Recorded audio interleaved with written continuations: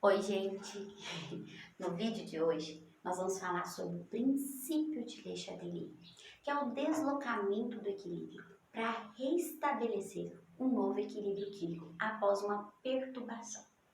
Mas isso após a vinheta.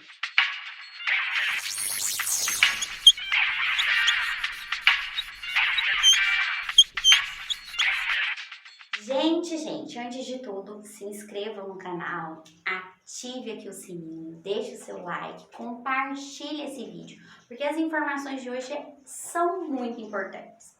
É a respeito do deslocamento do equilíbrio químico. Nós já temos um vídeo, vou deixar aqui na descrição, falando o que é o equilíbrio químico. É uma situação muito favorável para a reação química. Coexiste reagente e produto, a reação é irreversível, o sistema é fechado e a temperatura constante.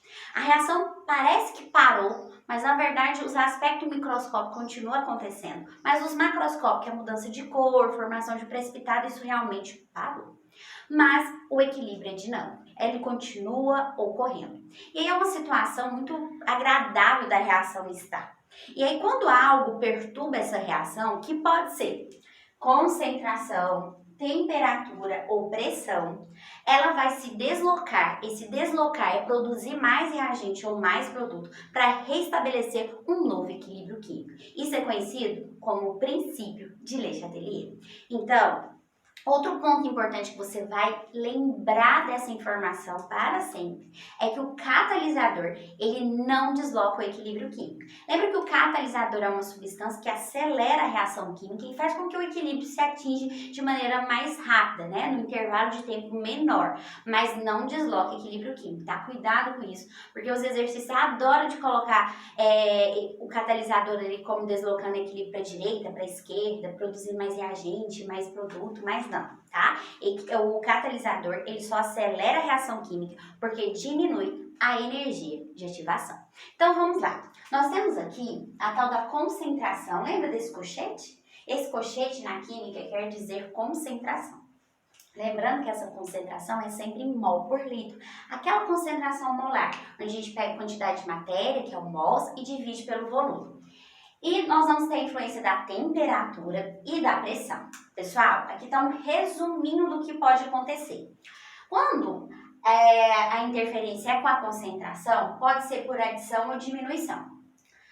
Quando for a adição da concentração, se a gente adicionar reagente, o equilíbrio se desloca para produzir mais produto. Ou seja, quando for uma adição de uma determinada substância, o equilíbrio vai se deslocar no sentido oposto à adição. Por isso que eu coloquei lado oposto. Esse lado oposto, estou me referindo que o equilíbrio, que a gente pode representar por uma seta, vai se deslocar no sentido oposto da adição. Então, adicionou reagente, o equilíbrio se desloca para produzir mais produto, para restabelecer o equilíbrio. Ah, não, adicionou foi produto. A gente está verificando que a substância que ele está falando que aumentou a concentração está no produto. Então, o equilíbrio se desloca para o reagente, ou seja, no sentido oposto à adição.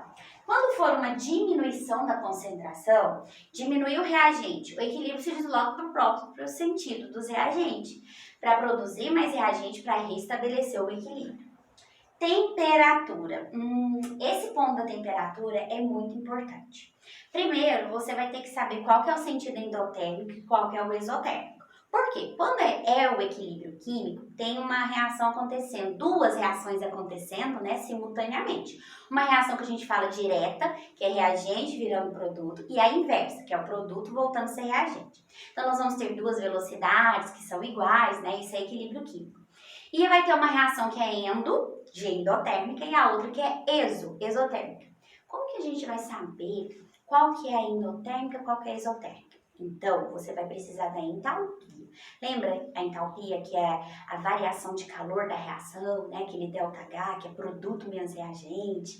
Então, olha aqui, nós temos uma equação química aqui, reversível, tá vendo? Setinha.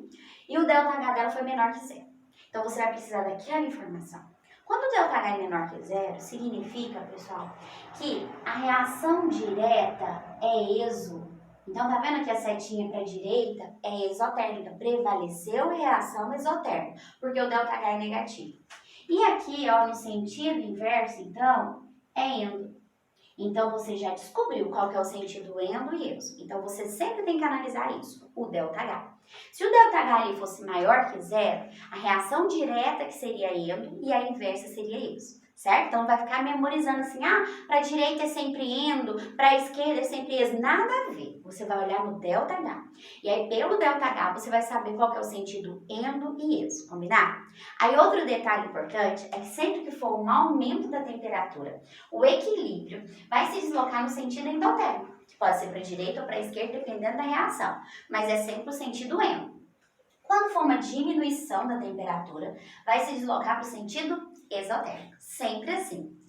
Pressão. A pressão desloca o equilíbrio químico e é inversamente proporcional ao volume. Então, quando há um aumento da pressão do sistema, o equilíbrio vai se deslocar para o sentido que tem menor volume. E quando tem uma diminuição da pressão, ele vai se deslocar para o sentido que tem maior volume. Pressão e volume vão ser inversamente proporcionais, ok? Então, vamos ver como que a gente verifica esse negócio do volume, né? Para verificar essa questão do volume, precisa da reação estar balanceada. Então, você tem que verificar o balanceamento, aqui tá tudo legal, balanceado. E aqui, ó, gente, onde tem um mol, ó, aqui tem um mol, né? Aqui tem 3 mols. Tô retirando a proporção, ó, e aqui 2 mols. Aqui eu vou somar, 1 com mais 3 dá 4 mols. Isso significa que tem 4 volumes. Porque nós estamos abordando aqui o conceito da proporção estequiométrica estar relacionado com volume. Porque cada mol na tal da CNTP equivale a 22,4 litros. Então, a quantidade de mols é a quantidade de volume. Aqui tem 2 mols, então nós temos 2 volumes. Certo? Então, a gente precisa dessas informações. Então, vamos ver um exemplo aqui. Vamos supor que o exercício fala pra gente que aumentou a pressão do sistema. Ó, a setinha para cima e o P. O exercício está dizendo que aumentou a pressão dessa reação, desse sistema, ao longo ali da situação. Se é um aumento da pressão, para onde que vai deslocar o equilíbrio? Vai perguntar assim, vai favorecer o quê? Reagente ou produto? Para esta situação e para esta reação, nós temos aqui, ó, aumento da pressão, o equilíbrio vai se deslocar para o sentido que tem menor volume. Onde tem menor volume? No produto. O produto tem um menor volume, então ele vai favorecer a reação direta. Então, esta seta que eu desenhei aqui é o deslocar do equilíbrio. Para esta situação, quando foi aumento da pressão, o equilíbrio se deslocou para o sentido de menor volume, tá? Isso é a influência da pressão. Se fosse temperatura, vamos fazer um exemplo aqui com a temperatura.